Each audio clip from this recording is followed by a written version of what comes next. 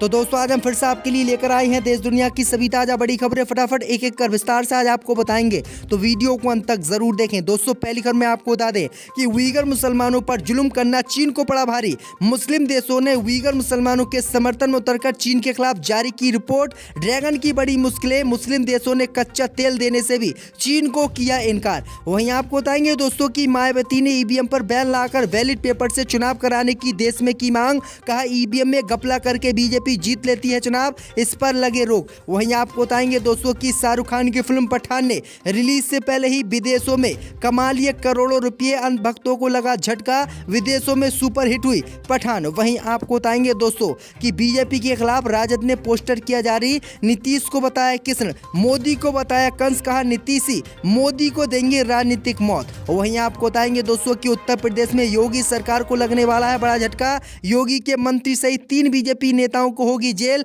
Court ने जारी किया फरारी वारंट। वहीं आपको बताएंगे दोस्तों कि यूपी के औरैया पहुंचे राकेश टिकैत ने मोदी सरकार को दी चेतावनी। कहा सरकार जल्द किसानों की समस्या का करे समाधान, नहीं तो मोदी सरकार के खिलाफ फिर से करेंगे आंदोलन शुरू। तो दोस्तों सभी खबरों को आपको एक एक कर बताने वाले हैं। वीडियो को लाइक कर चैनल को सब्सक्राइब जरूर कर दें। पर तो दोस्तों अगली खबर की ओर, तो उइगर मुसलमानों पर जुल्म करना चीन को पड़ा भारी। इस्लामिक देशों ने जारी की रिपोर्ट, बढ़ गई है चीन की मुश्किलें। जी दोस्तों आपको बता दें ये बड़ी खबर सामने निकल कर आई दोस्तों कि चीन में उइगर मुसलमानों पर जुल्म करना चीन की सरकार को भारी पड़ गया। दरअसल आपको बता दें कि उइगर मुसलमानों के साथ हो रहे जुल्म को लेकर इस्लामिक देशों ने चीन के खिलाफ एक रिपोर्ट जारी की है, जिसके बाद चीन की मुश्किलें बढ़ गई हैं और इस्लामिक देशों ने चीन पर कार्रवाई करने की मांग की है। दरअसल आपको बता दें कि उइगर मुसलमानों के मुद्दे पर चीन और मुस्लिम देश एक बार फिर से आमने सामने आ गए हैं। ताजा विवाद तब बढ़ गया जब चीन ने मुस्लिम देशों के राजदूतों को सिंजियांग प्रांत का दौरा करने से मना कर दिया। आरोप है कि चीन ने सिंजियांग प्रांत में कई डिटेंशन सेंटर बना रखे हैं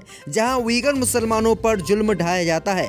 सितंबर 2022 में संयुक्त राष्ट्र ने चीन में धार्मिक उइगर मुसलमानों और अन्य मुस्लिम अल्पसंख्यकों के मानव अधिकारों के कथित उल्लंघन पर एक रिपोर्ट जारी की थी। रिपोर्ट में कहा गया था कि चीन के सिंजियांग क्षेत्र में 2017 से 2019 तक बड़े पैमाने पर उइगर मुसलमानों को हिरासत में लिया गया, उन्हें यातनाएं दी गई, महिलाओं के साथ यौन हिंसा और जबरन श्रम कराने के साथ साथ उनका जबरन गर्भपात और नसबंदी तक कराएगी। इसी मामले को लेकर मुस्लिम देशों की इसकी जैसे ही जानकारी पड़ी तो मुस्लिम देश चीन की सरकार पर भड़क गए और चीन की सरकार के खिलाफ इस्लामिक देशों ने एक रिपोर्ट जारी की है, जिसके बाद चीन की मुश्किलें बढ़ गई हैं और इस्लामिक देशों ने अब चीन पर कार्रवाई करने की मांग कर दी है। तो ड्रैगन की मुश्किलें एक बार फिर से बढ़ती हुई दिख रही हैं। इसी बीच पर तो दोस्तों अगली खबर की ओर, तो मायावती ने ईवीएम से चुनाव कराने पर बैन लगाने की मोदी सरकार से की मांग। कहा वैलिड पेपर से हो देश में चुनाव। जब दोस्तों आपको बता दें कि ईवीएम को लेकर बहुजन समाज पार्टी के अध्यक्ष और उत्तर प्रदेश की पूर्व मुख्यमंत्री मायावती ने भारतीय जनता पार्टी पर निशाना साधा। मायावती ने बीजेपी पर निशाना साधते हुए ईवीएम को लेकर सवाल उठाए। उन्होंने मत पत्रों से चुनाव कराने की मांग की और ईवीएम पर बैन लगाने की भी मांग की। मायावती ने मॉल एवेन्यू स्थित बसपा के राज्य मुख्यालय पर जन कल्याण दिवस के रूप में मनाए जा रहे अपने 67वें जन्मदिन के मौके पर प्रेस कॉन्फ्रेंस किया। उन्होंने सत्तारूढ़ भाजपा की मंशा पर सवाल उठाते हुए कहा कि उत्तर प्रदेश समेत पूरे देश में कानून व्यवस्था ठीक करने की आड़ में जो घिनौनी राजनीति कर रही है बीजेपी, वो किसी से छुपी नहीं है। बसपा प्रमुख ने मुख्य निर्वाचन आयुक्त को पत्र लिखा और कहा कि लोकसभा चुनाव सहित देश में जो भी विधानसभा के चुनाव हो रहे हैं उन चुनावों से पहले बीजेपी सरकार और चुनाव आयोग ईवीएम पर बैन लगाए और वैलिड पेपर से चुनाव कराए, क्योंकि ईवीएम से बीजेपी वोटों की चोरी कर लेती है। तो ये बड़ी अपडेट आई दोस्तों, मायावती ने बड़ी मांग अपने जन्मदिन पर की है। इसी बीच पर तो दोस्तों अगली खबर की ओर, तो भारत में रिलीज से पहले ही विदेशों में सुपर हिट हुई शाहरुख खान की फिल्म पठान, अंध भक्तों को लगा बड़ा झटका। जब दोस्तों आपको बता दें कि शाहरुख खान की फिल्म पठान रिलीज से पहले ही विदेशों में सुपर हिट हो गई है और शाहरुख खान की फिल्म पठान ने लगभग 400 करोड़ रुपए का बिजनेस कर लिया है, जिससे अंध भक्तों को झटका लगा है। दरअसल आपको बता दें कि शाहरुख खान की फिल्म 25 जनवरी को देश में रिलीज हो रही है, लेकिन आपको बता दें कि रिलीज से पहले ही शाहरुख खान की फिल्म का अंध भक्त सहित बीजेपी के कुछ नेता विरोध कर रहे हैं। लेकिन आपको बता दें कि शाहरुख खान की फिल्म का जहां पर भारत में विरोध हो रहा है, तो वहीं यूएई, अमेरिका, जर्मनी सहित कई देशों में शाहरुख खान की फिल्म पठान ने जबरदस्त कमाई की है और ये विदेशों में सुपर हिट हो गई है। शाहरुख खान की फिल्म ने इतनी कमाई कर दी है कि अगर भारत में उससे कितना भी बॉयकॉट करा जाए तब भी फिल्म पर कोई फर्क नहीं पड़ेगा। तो ये बड़ी अपडेट आई दोस्तों कि शाहरुख खान की फिल्म पठान विदेशों में सुपरहिट हो गई है। इसी बीच पर तो दोस्तों अगली खबर की ओर, तो बिहार में राजद ने नीतीश कुमार का पोस्टर किया जारी। नीतीश कुमार को बताया कृष्ण, मोदी को बताया कंस, कहा नीतीश देंगे मोदी को राजनीतिक मौत।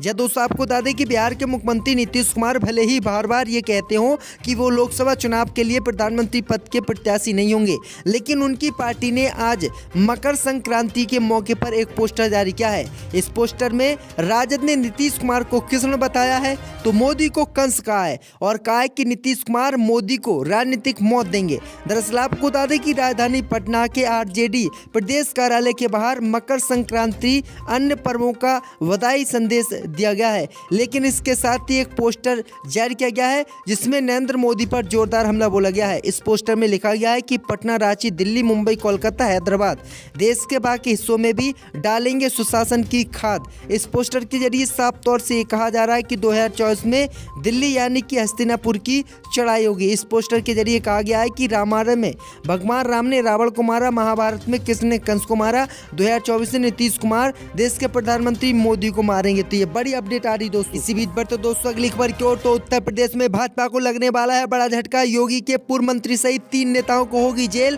कोर्ट ने जारी किया फरारी वारंट। जब दोस्तों आपको बता दें कि उत्तर प्रदेश में भले ही बीजेपी की सरकार हो, लेकिन बीजेपी नेताओं की मुश्किलें कम होने का नाम नहीं ले रही हैं। इस बीच खबर सामने निकल कर आई दोस्तों कि उत्तर प्रदेश के बिजनौर जिले में एमपी एमएलए कोर्ट ने विधान परिषद सदस्य व बीजेपी नेता अशोक कटारिया सहित 3 बीजेपी नेताओं को फरार घोषित करते हुए फरारी वारंट जारी कर दिया है। 18 जनवरी तक इन सभी को कोर्ट में पेश करने के लिए पुलिस को आदेश दिया गया है। बता दें कि योगी की पहली सरकार में अशोक कटारिया यूपी के परिवहन व संसदीय कार्य मंत्री रहे हैं। वहीं आपको बता दें कि इनको लेकर अब भाजपा की मुश्किलें बढ़ गई हैं। बीजेपी के 3 नेताओं को जेल होने वाली है। तो ये बड़ी अपडेट आ रही दोस्तों। इसी बीच पर तो दोस्तों अगली खबर की ओर, तो औरैया पहुंचे राकेश टिकैत ने मोदी सरकार को दी आंदोलन की चेतावनी। कहा सरकार जल्द किसानों की समस्या का करे समाधान। जब दोस्तों आपको बता दें कि यूपी के औरैया पहुंचे किसान नेता राकेश टिकैत ने राज्य और केंद्र की बीजेपी सरकार को चेतावनी देते हुए बड़ी बात कही है।